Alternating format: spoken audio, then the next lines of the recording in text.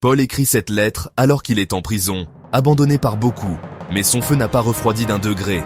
C'est une bombe livrée à Timothée, son fils spirituel, pour lui dire « Tiens ferme, même si tout le monde lâche, même si le monde s'écroule, même si l'évangile devient illégal, tu continues. » Et ça, c'est du concentré de dynamite. Dès l'ouverture, Paul rappelle qu'il est apôtre non pas parce qu'il a suivi un séminaire Zoom, non pas parce qu'il a eu une carte de pasteur en plastique, mais par la volonté de Dieu lui-même. Ça veut dire, mon mandat ne dépend pas de vos diplômes ni de vos dénominations. Timothée doit retenir ça. L'appel vient d'en haut, pas des hommes. Paul bénit Timothée, et déjà il sort le marteau. Ravive le don qui est en toi.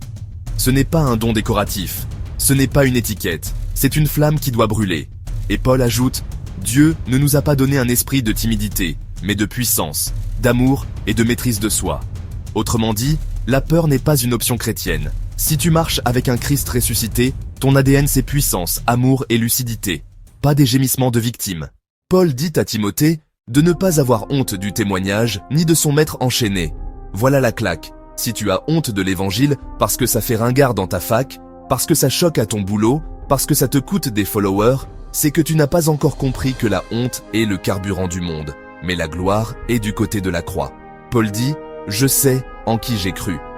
Pas « je pense », pas « j'espère », mais « je sais ». Et il balance « Garde le bon dépôt ». Ça veut dire « ne lâche rien, ne dilue pas, ne vends pas ton âme pour faire plaisir aux foules ».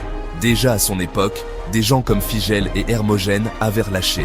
Le nom est dans la Bible pour montrer. Dieu se souvient aussi des traîtres. Ensuite, Paul martèle « Toi donc, fortifie-toi dans la grâce ». La grâce n'est pas un coussin moelleux, c'est un carburant nucléaire.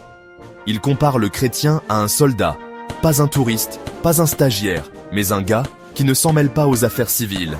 Puis il ajoute l'image de l'athlète. Tu veux une couronne? Alors tu cours selon les règles. Et le laboureur.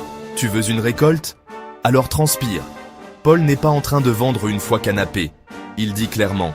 Si tu veux suivre Christ, prépare-toi à souffrir, à te battre, à transpirer. C'est la vraie école. Il claque ensuite un slogan de feu. Si nous mourrons avec lui, nous vivrons aussi avec lui. Si nous persévérons, nous régnerons aussi avec lui. Mais attention, si tu le renies, il te reniera. Paul ne joue pas au clown évangélique qui dit que tout finit bien, il pose la vérité nue. Puis il dit, efforce-toi de te présenter devant Dieu comme un ouvrier qui n'a pas à rougir, qui manie droitement la parole de vérité.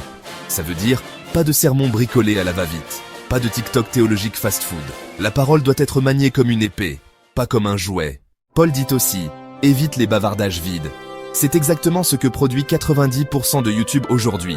Des heures de bruit, zéro vérité. Il cite Hyménée et Philette qui disaient que la résurrection était déjà passée. Faux enseignements, gangrène spirituelle. Puis Paul monte le ton. Dans une grande maison, il y a des vases d'honneur et des vases de déshonneur. Question, tu veux être quoi? Un vase utile ou une poubelle religieuse? Alors purifie-toi. Fuis les passions de la jeunesse. Poursuis justice, foi, amour, paix. C'est du concret, pas de la poésie. Et il ajoute, un serviteur du Seigneur ne doit pas être querelleur, mais doux envers tous, capable d'enseigner, patient. Pas un guerrier de clavier, mais un guerrier de prière. La différence est énorme. Chapitre 3, Paul dresse la liste des temps difficiles. Et là, ça résonne comme si ça avait été écrit hier. Les hommes seront égoïstes, amis de l'argent, fanfarons, hautains, blasphémateurs, rebelles à leurs parents, ingrats, irréligieux, insensibles, implacables, calomniateurs, intempérants, cruels, ennemis des gens de bien, traîtres, emportés, enflés d'orgueil, aimant le plaisir plus que Dieu. Tu veux un diagnostic de 2025? Le voilà, c'est Netflix, TikTok, les réseaux, la société du selfie. Mais Paul précise, ils auront l'apparence de la piété, mais renieront ce qui en fait la force. Autrement dit, des gens religieux à l'extérieur, mais morts à l'intérieur. Paul dit, détourne-toi. Pas collabore, pas fais semblant, mais détourne-toi. Et il ajoute, comme Jeannès et Jean Bress ont résisté à Moïse, ces faux docteurs résistent à la vérité. Leur folie sera manifeste. Paul, lui dit, tu as suivi mon enseignement, ma conduite, mes persécutions. Tu as vu comment j'ai souffert et comment Dieu m'a délivré. Et il lâche une bombe. Tous ceux qui veulent vivre pieusement en Jésus-Christ seront persécutés. Pas peut-être, pas certains. Tous. Si ta foi ne t'a jamais coûté, Pose-toi une question. Est-ce vraiment la foi biblique? Enfin, chapitre 4. Paul charge Timothée comme un général à son soldat. Prêche la parole, insiste en toute occasion, favorable ou non. Traduction moderne.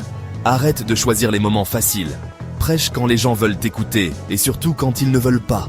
Car un temps viendra où les hommes ne supporteront pas la saine doctrine. Ils se donneront une foule de docteurs selon leurs désirs pour chatouiller leurs oreilles.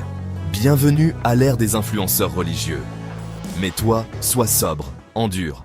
Fais l'œuvre d'un évangéliste. Paul conclut : J'ai combattu le bon combat, j'ai achevé la course, j'ai gardé la foi. Voilà le testament spirituel. Il ne dit pas « j'ai eu une vie facile ». Il dit « combat, course, foi gardée ».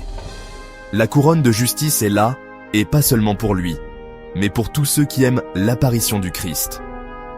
Paul demande à Timothée de venir vite, car il est seul. Démas l'a abandonné, par amour pour le siècle présent. Ça, c'est la tragédie des cœurs partagés. Préférer l'instant présent au royaume éternel. Mais Paul termine avec sérénité. Le Seigneur me délivrera de toute œuvre mauvaise et me sauvera pour son royaume céleste.